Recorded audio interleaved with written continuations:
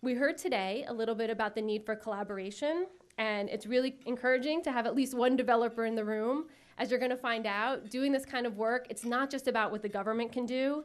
It really is important to bring in all the different sectors of the society, everyone from nonprofits to businesses, to developers, to companies, to foundations. Aging is something that affects all of us. No one is immune from it. Nobody is going to somehow evade it or avoid it. It's something that impacts all of us, and it's something that everyone in our society can be a part of.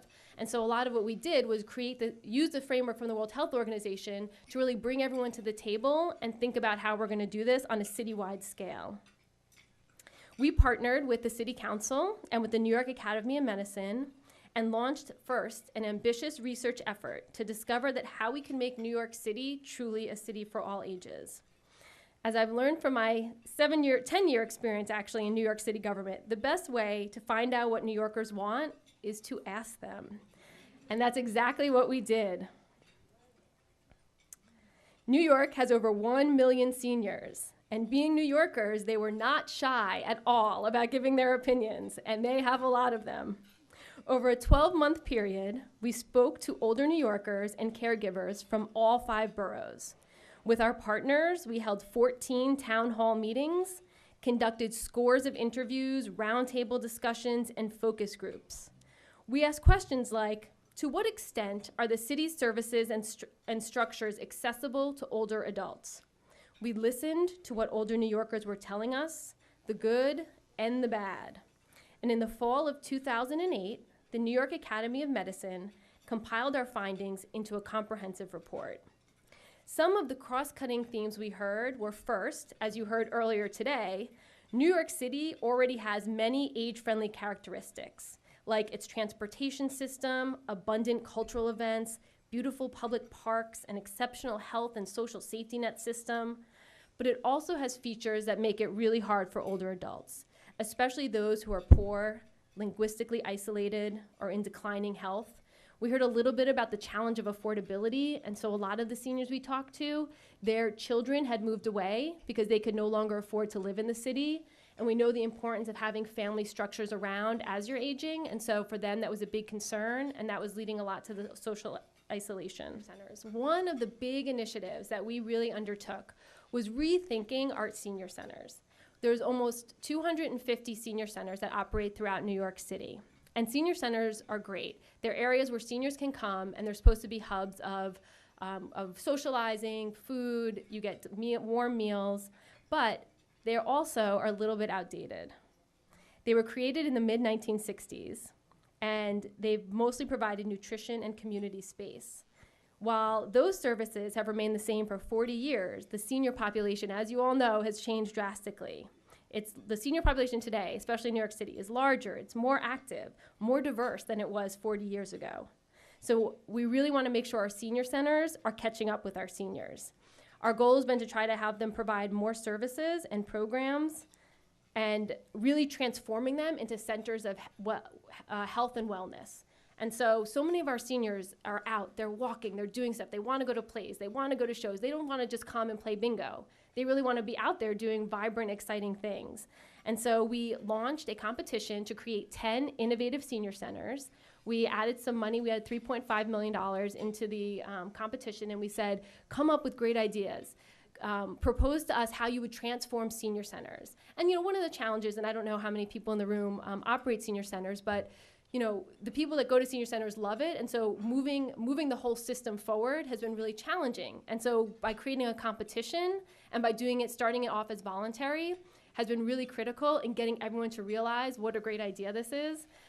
We've actually had the first senior center for visually impaired and the first LGBT-focused senior center. And so we've launched 8. We have 2 more to go that we're going to launch this year.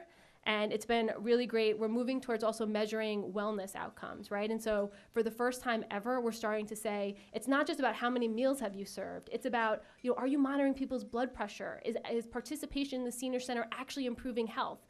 And can we really measure these results to show that there's real value in these centers? Time banks is an opportunity for folks to go online and share what they've learned and the skills that they have and trade it for free for something else. So for example, if it's difficult for you to go out food shopping, you may need someone to go online and say, I need food shopping assistance. And someone can go online and say, hey, I actually want to learn how to do photography. And you might be a great photographer. And so it's an intergenerational opportunity to create a network of folks who are willing to share and exchange and trade services in order to benefit both the parties. So this has also been a really successful initiative. We have over 1,800 members. They've enrolled in over 7,700 exchanges. And there's been 43,000 different exchanges of service. Mayor Bloomberg and Speaker Quinn actually participated in this program. They signed up. They volunteered to go food shopping for a senior, and so there's pictures of them out in the food aisles, picking up food and delivering it to a senior. And then in exchange, as you know, Mayor Bloomberg is learning Spanish, and so he was able to learn some Spanish from one of the seniors that he went food shopping for. So it's really fun. A lot of folks, we've encouraged it with a lot of folks, and I think it's a great way of doing intergenerational work. Market Ride. This is another fun initiative.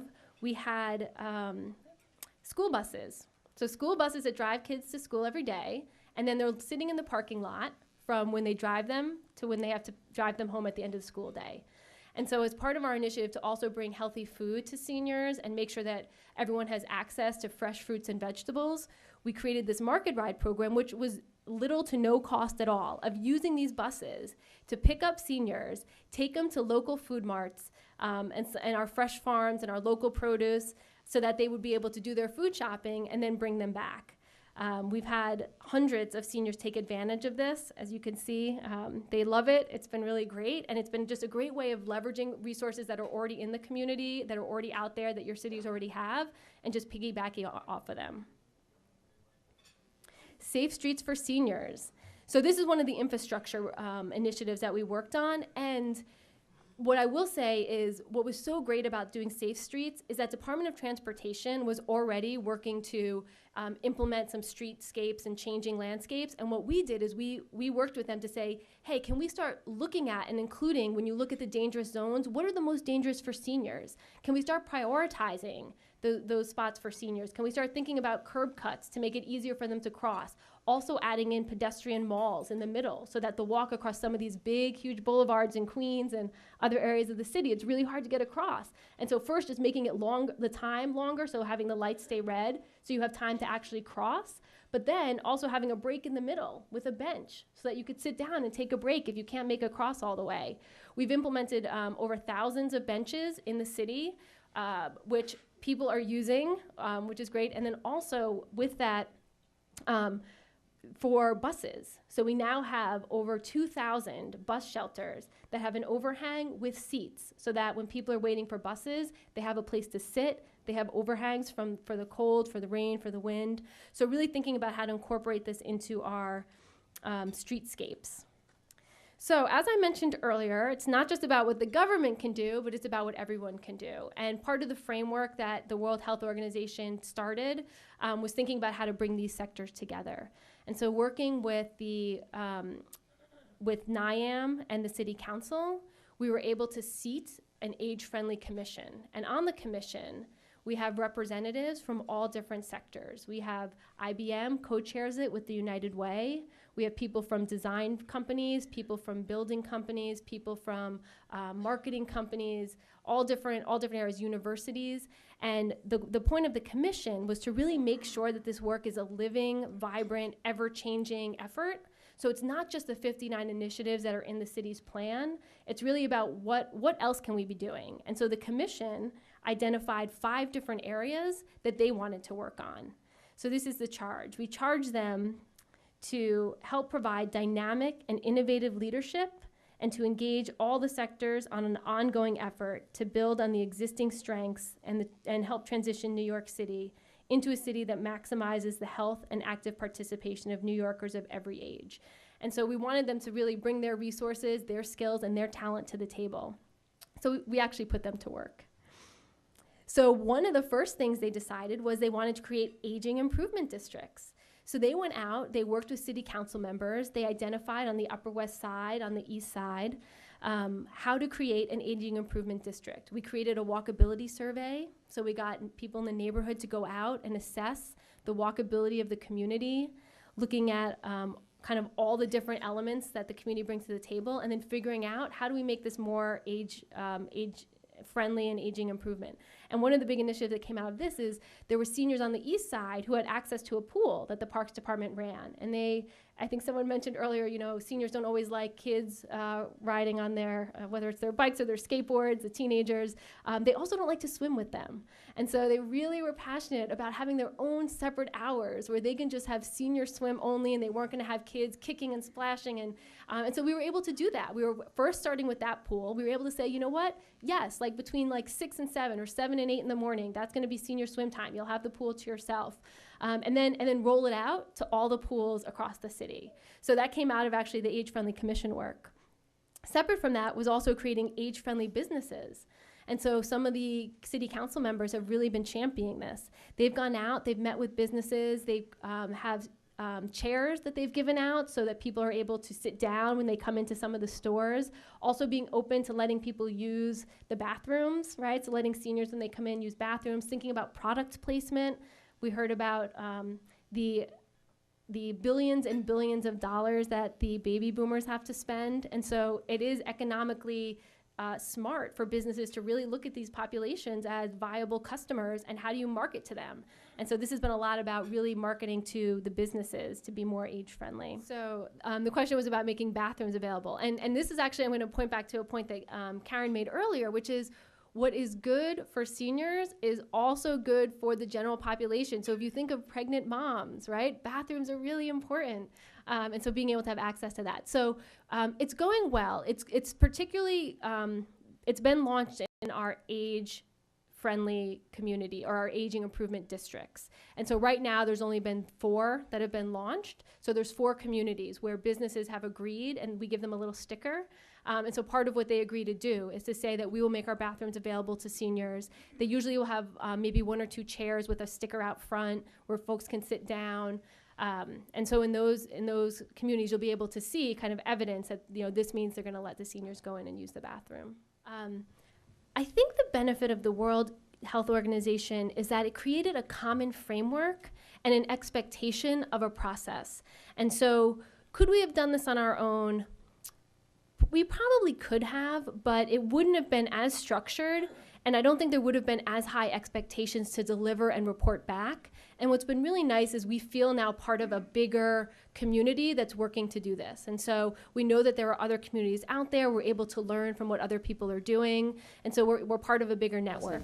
My question is the time banks that you have for New York City.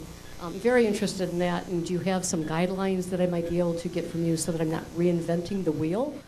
Yes, we are happy. Any of our initiatives and any great initiatives you guys have, share with us, and we're happy to share. But what we did is it's mostly going to just be about how do you create the website and the web page, and then some of the challenges we dealt with was privacy, and how do you get the volunteers? Do you have to vet them? And so we can share with you. I can actually connect you with the woman who put the whole thing together, and I'm sure she'd be happy to share. And I think in certain communities where you have close-knit communities, it's such a great idea, and it gives people that extra incentive and that extra oomph to reach out to their neighbor when deep down they may want to, but they don't have the time, or they don't think about it, or they may think like, oh, I'd love to pick up groceries for Miss Smith, but she didn't really ask me to do it, and it kind of helps facilitate an opportunity for those interactions to happen. And it's been really mutually beneficial for both. So I can share with you as much as you want, and we'll hope to see one happening here.